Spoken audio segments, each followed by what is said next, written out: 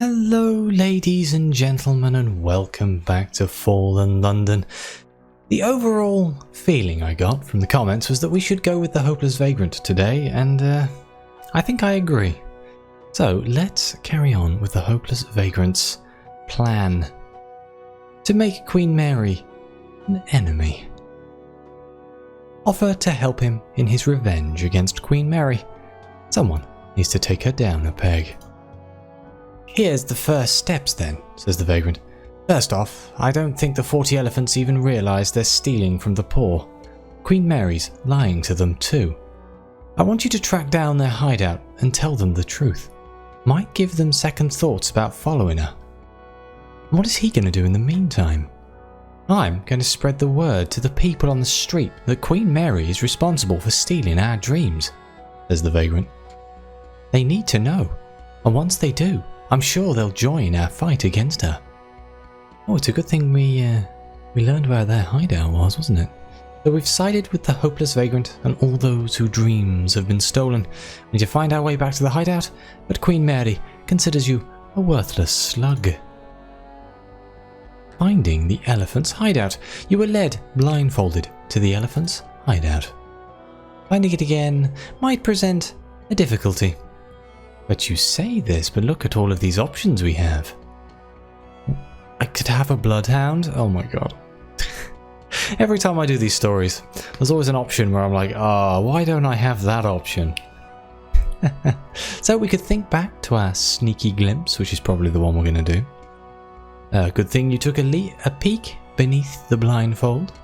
We can recall the smell and the sounds. Your eyes were blindfolded, but they didn't think to stop your nose and plug your ears. Amateurs. Or we could call in a favour with a local fence. Fences know everyone who's anyone in the criminal community. Maybe he'll know someone who knows something. We could retrace our steps from the singing mandrake. Close your eyes and let your memories guide you. Now we'll use our sneaky glimpse. A church spire. A flash of unusually shaped hexagonal cobblestones. In your estimation, it's enough to narrow down the hideout's location to 8 or 9 streets across London. Well, better than nothing. Oh, so now we have to do one of the other options here. Well, let's recall the smells and the sounds, because it's just the more interesting option, isn't it? There was someone shouting from a market stall en route, selling fried mushrooms. There was also an open sewer. You're not sure which smelled worse. Not a pleasant combination of smells, all in all. It rules out many of the more upmarket parts of the city. With the help of a probably outdated map, you find the locations of mushroom vendors and sewer grates across the city, cross-reference them, and narrow the hideout's possible location down to just a few streets. Oh, we're almost there. We're going to have to call in a favour with a local fence, aren't we? Luckily we have criminal favours. Those damn women sold me a bunch of vanishing diamonds, says the aggrieved fence. Of course I'll help you track them down. Let me ask around. When you drop by next, the fence has a list of possible locations. They're more careful than I gave them credit for, he admits, grudgingly. But I spoke to a few folk who spotted the elephants here, here, and here. He draws some emphatic circles on your map. Their hideout must be somewhere nearby. Oh, we found it. Predictably enough, in spite. You don't recognise the outside of the warehouse, but you recognise the uniquely mingled smell of fried mushrooms and night soil. Let's knock on the door. They probably won't be pleased to see you. After a moment, you hear someone ask, "Password?" "Open sesame," you reply. The door swings open. The password requester is a young lady in a flowing dress who stares you up and down with alarm. "You shouldn't be here," he mutters uncertainly, but makes no move to stop you from strolling in. The 40 elephants are sprawled around their hideout, sitting on crates, chatting and taking swigs from wine bottles. A few are slumped in honeycombers. Queen Mary is nowhere to be seen. We have two options. We can tell them the truth about their crimes. The elephants are stealing from beggars, not misers. Queen Mary has been lying to them. Or we could give up in disgust for now. Queen Mary is not just their ringleader, she's their idol. There's no changing their minds. Let's tell them the truth. Why should we believe you? Asks one of the elephants. Queen Mary's been good to us, she has. I was a hair away from becoming a beggar myself before I met her, says another. Now thanks to her, I'm living the life of luxury. I owe her. It's a harsh world out there, declares a third. Who cares if we're stealing dreams from beggars? It's not like we're taking anything real. The elephant's loyalty to Queen Mary is utterly steadfast. Looking over their faces, you see the kind of total worship more often associated with church sermons. You can revisit this location if you find new evidence to turn Queen Mary's followers against her. Welp. Can I use a journal of infamy? The truth didn't shake their faith in Queen Mary, but you've got away with words. Dreams are real, you tell them, and for some people, it's all they have left. What they're doing is worse than thievery. It's the murder of hope. When you finish speaking, you look around to see the elephants unable to meet your eyes. Several of them take long drinks from their wine bottles. Doesn't matter what you say, mutters one of them sullenly. We owe everything to Queen Mary. We aren't going to turn against her. But there's a seed of doubt in her eyes. And I think I have to give up now. There's no changing their minds. As you exit the warehouse, you hear the elephants start snickering like schoolgirls. God damn it. I think that's the new exceptional story. I was really confused for a second. I was like, oh my god.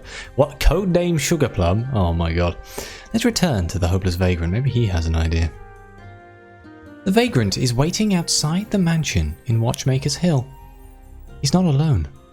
Dozens of destitute people are camped out with him along the street, chatting, drinking, sitting cross-legged, cooking up rat sausages over campfires.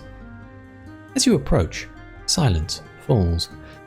But when the vagrant introduces you as his good friend, the unfortunates relax and welcome you with open arms.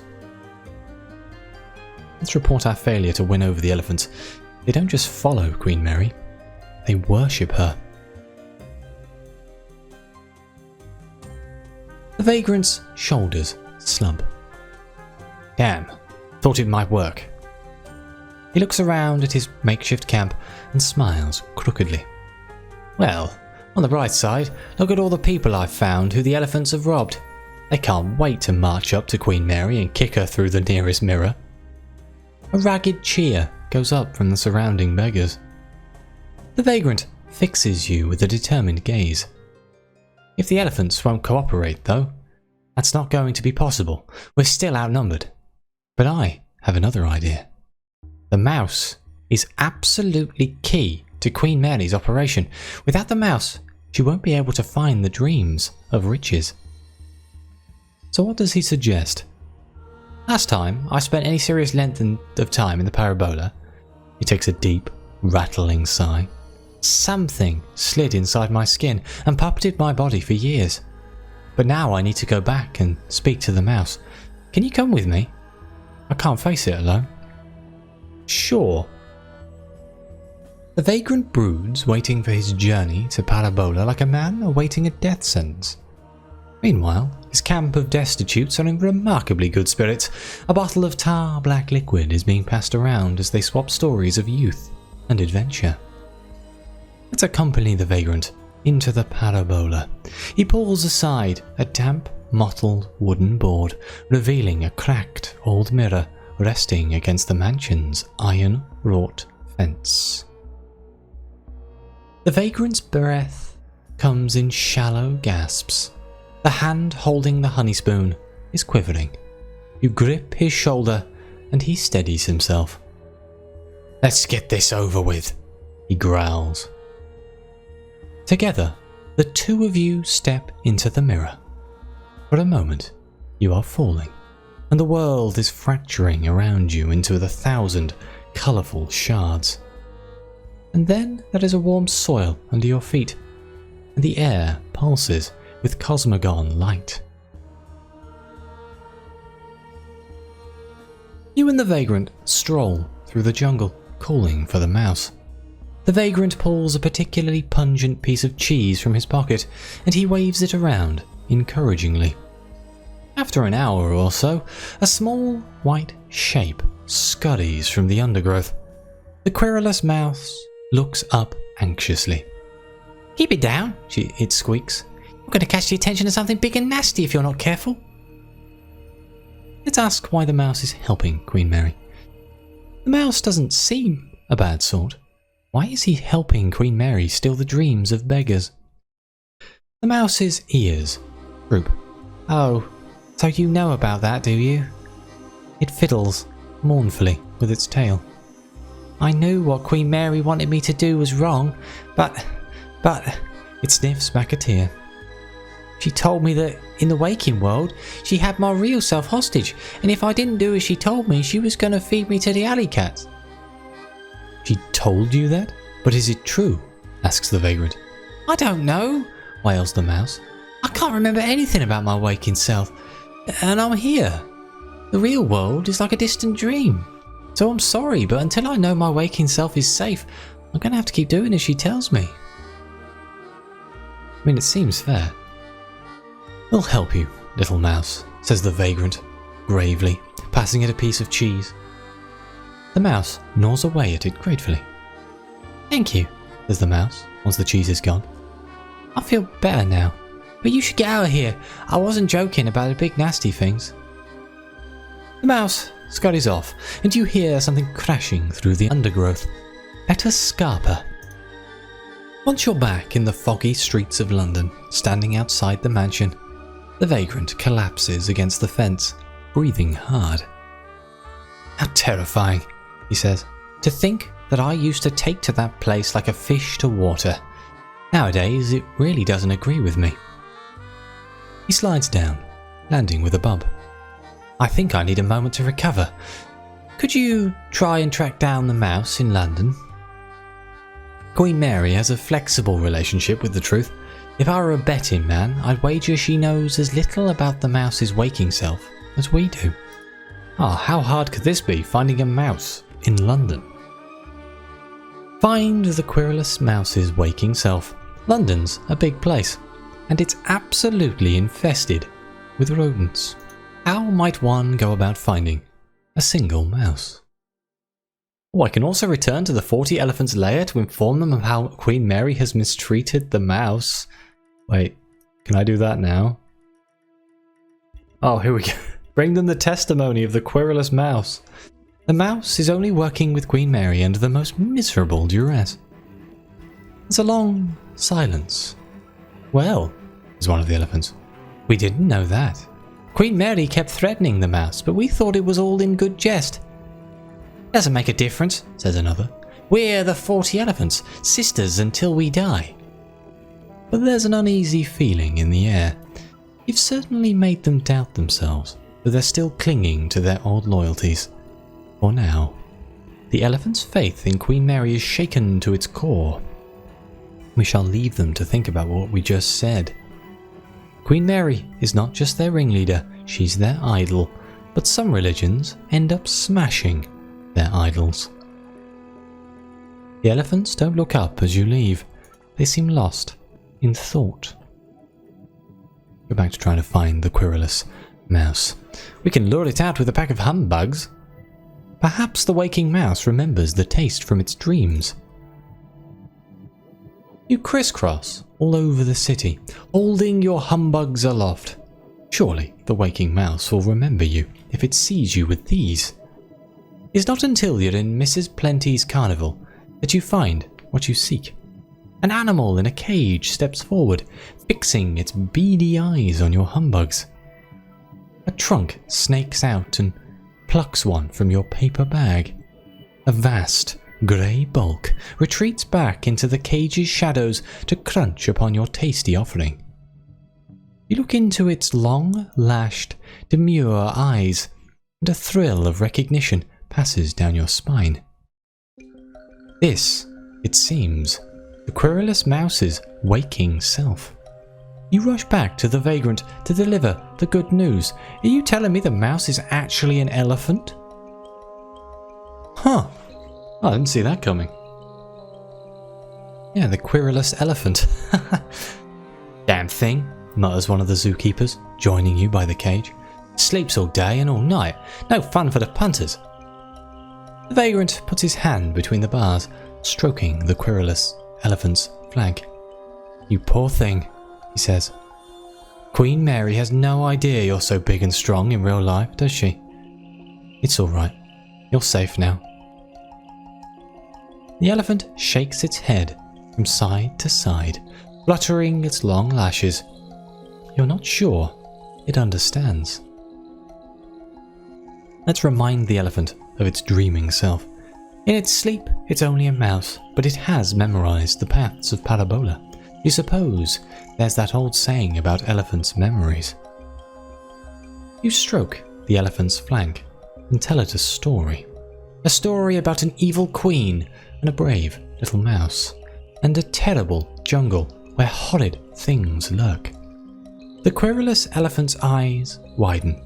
It trumpets noisily, causing the zookeeper to fall backwards in shock, and then rams the bars of its cage.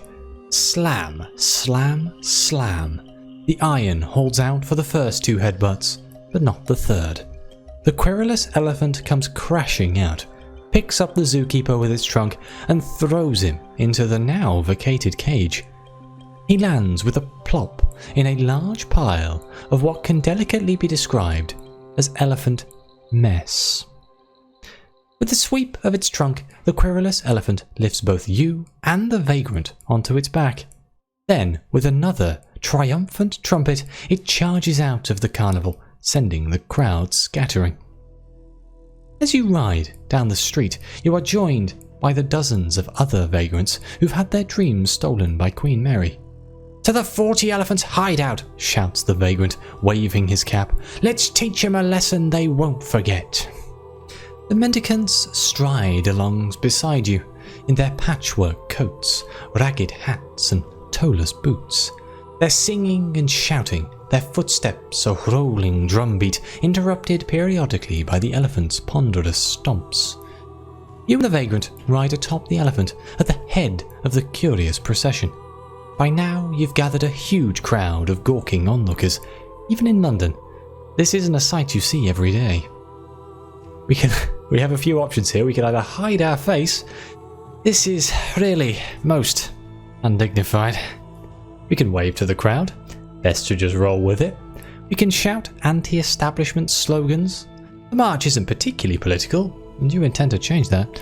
Or you shoot off some fireworks. Good thing you never go anywhere without your emergency fireworks. Fireworks. While the vagrant waves at the crowd, you let off fireworks ahead. The crowd swells to preposterous proportions. The urchins are especially delighted, always keen on a bit of amateur street theatre. This is their best day ever. You're not just a procession now, you're a travelling show. Soon enough, you're approaching the elephant's hideout in spite. The march, which by now has been joined by a bunch of urchins who are pretty much just along for the ride, comes to a halt at the door. With much stumbling and swearing as the crowd tries to arrest its own momentum. The elephant reaches out its trunk and raps on the hideout door. "Password?" calls a voice from inside. "Open sesame!" roar the mendicants in one united voice, slamming forward into the door like a tidal wave and smashing it from its hinges. Inside the hideout, you find Queen Mary standing at her full height. an imperious sneer on her face. Behind her, the rest of the elephants are cowering. "How dare you enter my hideout uninvited?" she asks, her eyes flashing. "Leave at once and take this gaggle of tramps with you." "Make us," says the vagrant simply. At that moment, the querulous elephant, who had been struggling to fit through the door, opts instead to smash through the wall. Queen Mary takes a single step back. We can ask her to give the vagrant and his friends their dreams back, if it's even in her power to do so. Queen Mary glances from side to side, clearly eyeing the possible exits. But the mendicants are surrounding her now, waiting at every door. "I can't give their dreams back," she snaps. "I brought them to the real world, where they faded." "I thought as much," says the vagrant. "But my queen, you must accept we've won. As far as winning was ever possible for us." He doesn't sound triumphant, just beleaguered. Queen Mary stares at him, hard, her eyes glittering with hatred. If Queen Mary is scared of the advancing mendicants, not to mention the querulous elephant, not to mention you, she doesn't show it. She has the expression of a meticulous gardener confronted by an army of snails on her lawn. But what options do we have? We can call on the 40 elephants to turn on their queen. Their loyalties are already wavering. All they need is a little push. We can demand that they turn themselves in. The constables might be confused by this whole affair, but they're always happy to hear confessions of guilt. Less thinking is necessary. Seems fair. We could attack. Why waste time standing around? You have an elephant. Also true. Or we can attempt to reconcile the mendicants and the elephants. They're both chasing dreams of riches, but in reality, the rich steal their dreams instead. Why don't they wake up and take what they're owed? Ooh. Oh man, that's such a good option.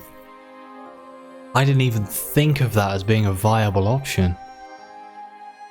But then she stole from the vagrants, knowing what she was doing.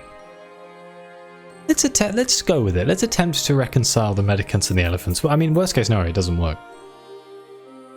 One of the elephants speaks up. "You know, Queenie, that's not a bad deal. A damn sight better than we..." "No," says Queen Mary, and the word is like a whip. The elephant falls silent. A cruel, satisfied smile alights on Queen Mary's face. "We will not make deals with this scum," she says. "We will not surrender. We will not negotiate. That is not what one does." Well, sorry. Call on the 40 elephants to turn on their queen. A queen overthrown. "My culls won't listen to the likes of you," sneers Queen Mary with utter confidence. But the elephants turn to look at one another, hesitating. "Queenie," says one of them in a wheedling voice, "can't you see reason? This is over. They have an elephant." "It's not over," says Queen Mary, "until I say it's over." "Then I'm sorry about this," says the dissenting elephant with a pained grimace. She looks around. "The girls and I were talking and we don't think it's right. What we've done. I think we need to make amends." "Traitors," spits Queen Mary. She looks around the warehouse. Dozens of faces, all united against her. "You'll regret this, all of you."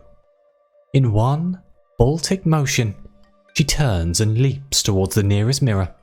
It smashes into 1,000 glittering pieces, and she is gone. "Come on, my lady," shouts the vagrant, kicking over a jar of honey and scooping up a generous serving. "She's gone into the parabola." On the other side of the mirror, in Queen Mary's castle, you find her crouched before her throne.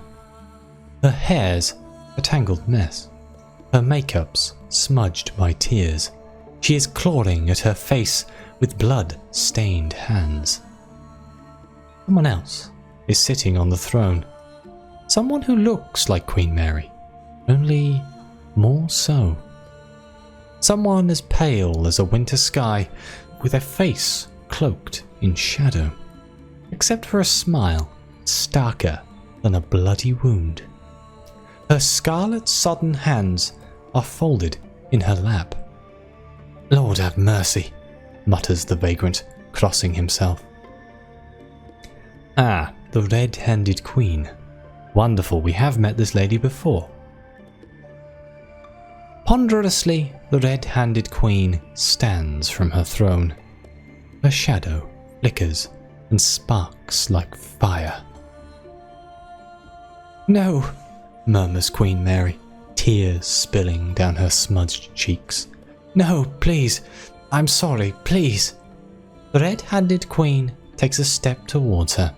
A step that crashes like thunder. The walls shiver. "It's happening again," whimpers Queen Mary. "Has it all been coming to this, all along?" Another step, and the sound of it strikes you like a migraine. The vagrant is curled up in a ball, weeping. Queen Mary finally turns and bolts like a rabbit. The red-handed queen follows her like a loping hound. They vanish together down the corridor, and the hunter and the hunted. The Queen Mary's anguished screams take some time to fade. You unclench your hands, surprised to find your nails digging so deep into your palm that you're bleeding. The vagrant is still sobbing. You help him to his feet with blood-slick hands. Together, you hobble back through the mirror before the Queen's attention can turn to you. When you return to the elephant's hideout, you find that the elephants and the medicants have patched things up. They're sitting around on crates, swapping stories and wine bottles. The querulous elephant has its trunk in a honey jar and seems to be enjoying itself immensely. "We're sorry about what we've done," says one of the elephants, offering a pained smile. "Queen Mary made it all seem alright somehow. You should have known better." "What happened to her anyway?" asks another elephant. Once you've explained, the elephants nod somberly. They're not pleased by the fate that befell their former leader, not by any means, but there's a certain acceptance in a way. It feels inevitable. "What are we going to do with them?" asks the vagrant, casting his eye over the gathered elephants. "So we can either turn them over to the constables, do the crime, serve the time, even though we know the constables don't actually care. We can send them on their way, they've lost their leader, they'll do no more harm, or attempt to reconcile the medicants and the elephants. They're both chasing dreams of riches, but in reality the rich steal their dreams instead. Why not wake up and take what they're owed? Yeah, let's try and reconcile them now." At first, your proposal is met with skepticism. Then after you've explained further, with curiosity. And finally, excitement. "I've never been a thief," mutters one of the medicants. "But you know what? It ain't right that there should be people who own whole streets. And here's me, without a home." "We've got the skills. We can teach you," says one of the elephants. "It's the least we can do to make amends." "We can't return the dreams we stole," adds another elephant, "but we can make them come true." Chattering excitedly about their plans for the future, the elephants and the medicants gather around a map in the hideout. You and the vagrant slip out of a side door, with the querulous elephant trudging behind you. "Oh right, the querulous elephant. What are we going to do with this bloody elephant?" asks the vagrant. Of course there was actually an elephant. The querulous elephant flutters its long eyelashes, nuzzling you with its trunk. "Do you want to go back to Mrs. Plenty's, girl?" asks the vagrant, stroking its flank. The elephant shakes its massive head ponderously. We can pay for its passage to the Elder Continent. There are wild elephants over there. You'd think. Or we can relocate it to the parabola. In dreams, it's a mouse. But with a big enough mirror and a lot of honey, you could allow it to roam around the parabola in its real shape. I mean, it knows the parabola quite well. "Yeah, sure. Let's send an elephant to the parabola. What could go wrong?" I'm sure the tigers will be more than happy. It takes a literal ton of honey, the biggest mirror you've ever seen, and a tub of grease. But you manage to relocate the querulous elephant to Parabola. It paces around the jungle for a while, brushing its massive body against the trees. Then it turns to you, lowers its trunk, and gently snuffles against your cheek. Once you're back on the other side of the glass, you find the vagrant waiting for you. "Come on," he says, "let's go have a cup of tea." You and the vagrant sit in your lodgings, nursing cups of steaming tea. He's demolishing an entire pack of biscuits with evident delight. We can either ask him about his plans for the future, or we can ask about that thing we saw in the Parabola, the queen with the bloody hands. If you close your eyes, you can see her crimson smile. Let's ask about that. "I heard rumours back in my days as a silverer," mutters the vagrant. "I don't know exactly what she is, something powerful and vindictive, and quite mad." He shrugs, stirring his tea. "As soon as she began imitating her, Queen Mary was doomed," he adds. "All of that willful charisma and unhesitating viciousness. It may not have been in her nature originally, but she changed to fit the shell that she wore." Okay, what are your plans for the future? Where does he go from here? "I don't know," he admits. "My only talent was navigating the Parabola, and then that was taken from me. I've been drifting for a long time." He takes a contemplative sip of his tea. "Money is the problem, isn't it? Without money, I can never have a home, a prospect, a future, a family. That's why I dreamt of riches, because it was a prerequisite for so much more. And that hasn't changed.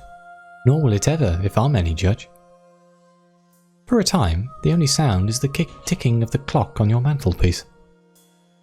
"So I suppose what I'm saying is that I'll go back to the streets," says the vagrant, "unless you have any better ideas." So we can either finish up our conversation, the tea is gone, the biscuits are devoured, time for him to move on. No, or we can offer the vagrant a place to stay for a while. The lodgings are probably roomy enough for two. I'll offer him a place. We have many houses. "Really?" he hesitates. "I don't want to put you out." No, you insist. It's no bother." As it turns out, the next few weeks are some bother, as the vagrant has a habit of whistling tunelessly and snores entirely too loudly. But he diligently cleans up after himself and is usually out of the house applying for jobs. It's not long until he's secured a lowly role at a Vale Garden confectioner's. "Putting all that honey knowledge to good use without having to touch the stuff myself," says the hopeful vagrant with a grin. "Putting all that honey knowledge to good use without having to touch the stuff myself," says the hopeful vagrant with a grin. "Who'd have thought it, eh? He's not earning much, but it's enough to pay rent. And for now, that'll do." The vagrant opts to move out soon after that, having found himself a poky little lodgings in spite. "Thank you," he says, unwinding his tatty old scarf from around his neck. "For everything. Please take this. It's a keepsake from my time as a silverer, but I think you'll have more use for it than I do."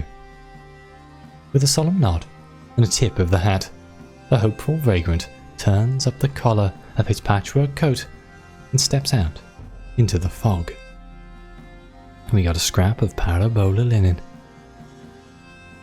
And that is the end of the exceptional story. That was a very nice exceptional story, and I am curious what the difference is if you side with Queen Mary. So if anyone knows the answers to that question, please let me know down below. I hope you enjoyed it as much as I did. Thank you very much for watching. Please like and subscribe. Let me know what you think. Your comments are greatly appreciated. And as always, I'll see you next time.